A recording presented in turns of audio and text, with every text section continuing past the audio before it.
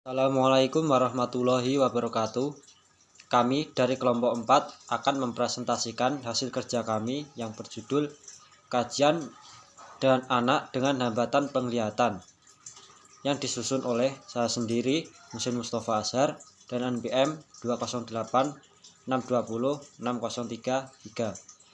Yang kedua, Hasan Mustafa Azhar dan NPM 208620603. Yang dibahas yang pertama, konsep dasar hambatan penglihatan atau tunanetra. Yang kedua, karakteristik anak tunanetra. Yang ketiga, klasifikasi anak tunanetra. Yang keempat, asesmen pada anak hambatan penglihatan. Yang kelima, menerangkan alat bantu anak tunanetra dalam pembelajaran. Materi yang pertama yaitu konsep dasar hambatan penglihatan atau tunanetra. Organ mata dalam sistem panca indera manusia merupakan salah satu dari panca indera yang sangat penting. Sebab di samping menjalankan keindahan muka yang sangat mengagumkan, atas dasar itulah dalam banyak puisi mata sering diibaratkan sebagai cermin dari jiwa. Organ mata yang normal dalam menjalankan fungsinya sebagai indera penglihatan melalui proses berikut. Pantulan cahaya dari objek di lingkungan ditangkap oleh mata melewati kornea, lensa mata, dan membentuk bayangan nyata yang lebih kecil dan terbalik pada retina. Dari retina dengan melalui saraf penglihatan bayangan benda dikirim ke otak dan terbentuklah kesadaran orang tentang objek yang dilihatnya. Selanjutnya yaitu karakteristik anak tunanetra. Karakteristik secara fisik yaitu keadaan fisik anak tunanetra tidak berbeda dengan anak sebaya lainnya. Perbedaan nyata diantaranya mereka hanya terdapat pada organ penglihatannya. Gejala ketunanetraan yang diamati dari segi fisik antara lain mata juling, sering berkedip, menyipitkan mata, kelopak mata merah, gerakan mata tak beraturan, dan cepat mata selalu berair, dan sebagainya. Yang kedua, secara perilaku.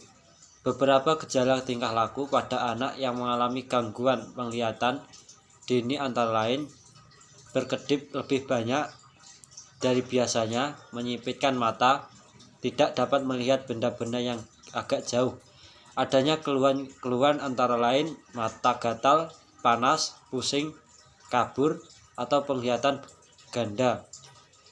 Dan yang ketiga secara psikis, yaitu tidak berbeda jauh dengan anak normal. Kecenderungan IQ anak tunanetra ada pada batas atas sampai batas bawah.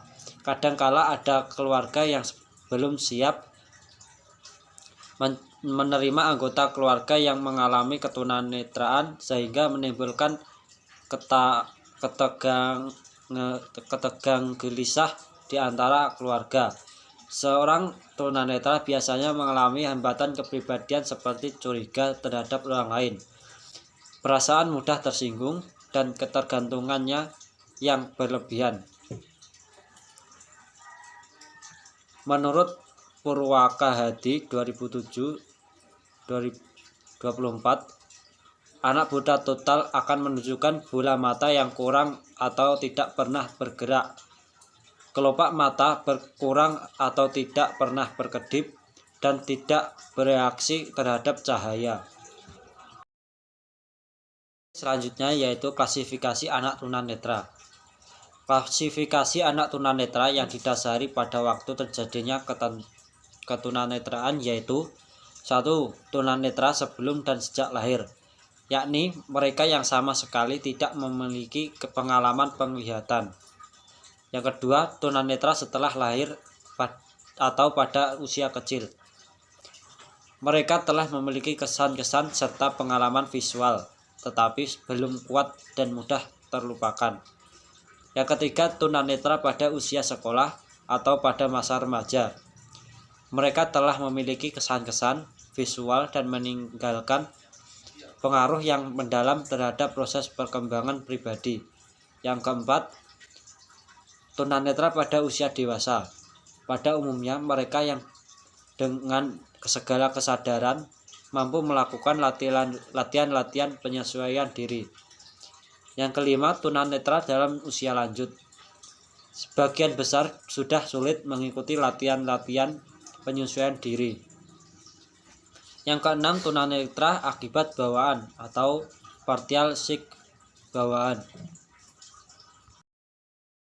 Baik, untuk materi selanjutnya akan saya sampaikan. Asesmen pada hambatan penglihatan.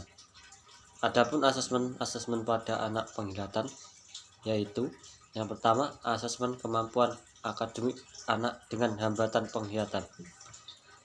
Akademik adalah penilaian yang dilakukan terhadap diri anak dalam upaya mendapatkan gambaran yang jelas dan lengkap tentang kemampuan akademik anak sebagai anggota keluarga. Yang kedua, asesmen keterampilan anak dengan hambatan penglihatan. Asesmen keterampilan adalah penilaian yang dilakukan terhadap diri anak dalam upaya mendapatkan gambaran yang jelas tentang keterampilan yang dimilikinya. Baik, untuk selanjutnya, menerangkan alat bantu anak tunanetra dalam pembelajaran. Ada beberapa metode alat bantu yang tunanetra dalam pembelajaran antara lain.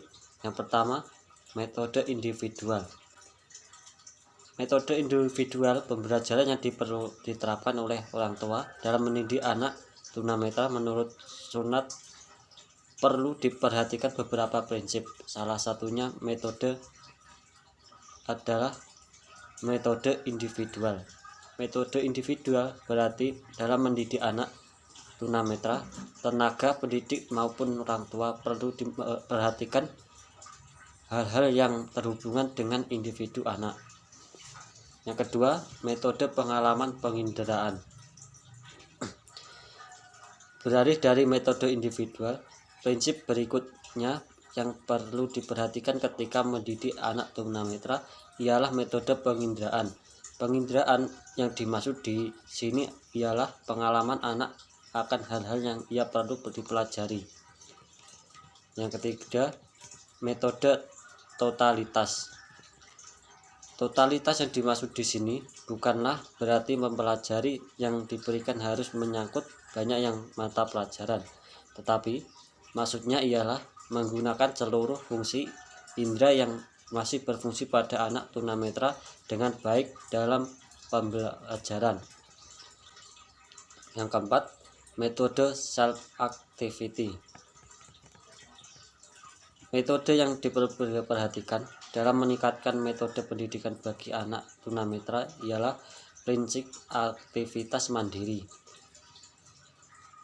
Ini berarti bahwa dalam melakukan kegiatan metode belajar mengajar, anak-anak tunanetra haruslah aktif dan mandiri. Dalam proses pendidikan, guru hanyalah akan bertindak sebagai fasilitator dan motivator yang mendorong anak untuk mencari informasi dan belajar secara aktif mandiri.